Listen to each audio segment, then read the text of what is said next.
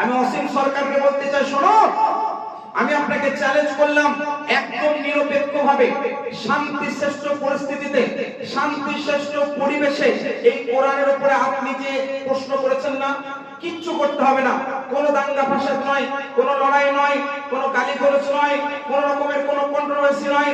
আপনি আসুন, সামনাসামনি বসে আপনি প্রশ্ন করবেন, ইনশাআল্লাহর রহমান পবিত্র কোরআন এবং হাদিস অনুপাতে সঠিক উপস্থাপন করে কোরআনের উত্তর ইনশাআল্লাহ আমি দেব।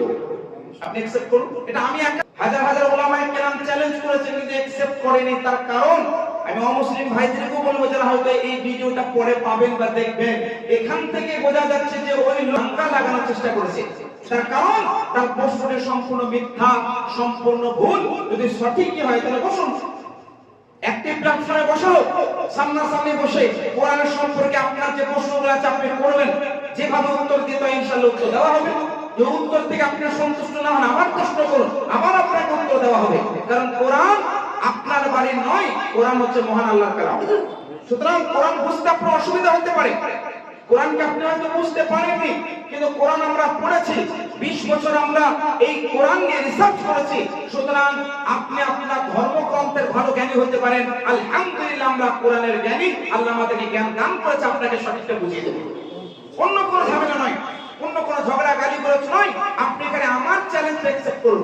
আমি আপনাকে সামনে বসে কোরআনুল কারীমে আপনি যে প্রশ্ন করেছেন যে কোরআনুল কারীম নাকি বদরের যুদ্ধে জ্বলে ছারখার হয়ে গিয়েছিল, 27 জন অমুক অমুক ব্যক্তি নাকি কোরআনটা লিখেছে, নাউযুবিল্লাহ, এইরকম নোংরা বক্তব্য আপনি যে দিয়েছেন, নোংরা মন্তব্য করেছেন, এর উত্তর আমি একটাই কথা বলতে চাই, আপনার মাথা ঠিক নেই, আপনার মাথা ঠিক নেই।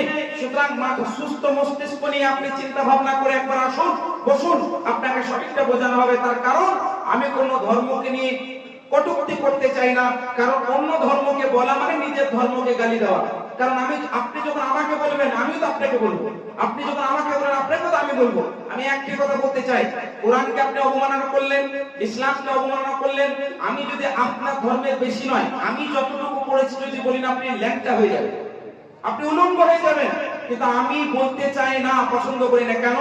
তার কারণ আলহামদুলিল্লাহ আমরা ইসলাম ধর্মের অবলম্বনকারী। আল্লাহ পাক আমাদের নির্দেশ দেয়, লা আ'বুদু মা তা'বুদুন, তোমরা যার পূজা করো আমরা তার পূজা করি না, আর আমরা যার ইবাদত করি তার তোমরা ইবাদত করো না। সুতরাং লাকুম দীনুকুম ওয়ালিয়া দীন, তোমাদের ধর্ম তোমাদের কাছে, আমাদের দিন আমাদের কাছে। সুতরাং পরিষ্কার একটি বার্তা, সেটি হচ্ছে এই যে আপনি ভিডিও শোনার পরে বা কোনো বার্তা পাওয়ার পরে আপনি গ্রহণ করুন আমার চ্যালেঞ্জটা। ইনশাআল্লাহ তাআলা আমি কোরআন থেকে আপনাকে উত্তর দিয়ে দেব যে প্রশ্নগুলো আপনি করেছেন। এবং আমি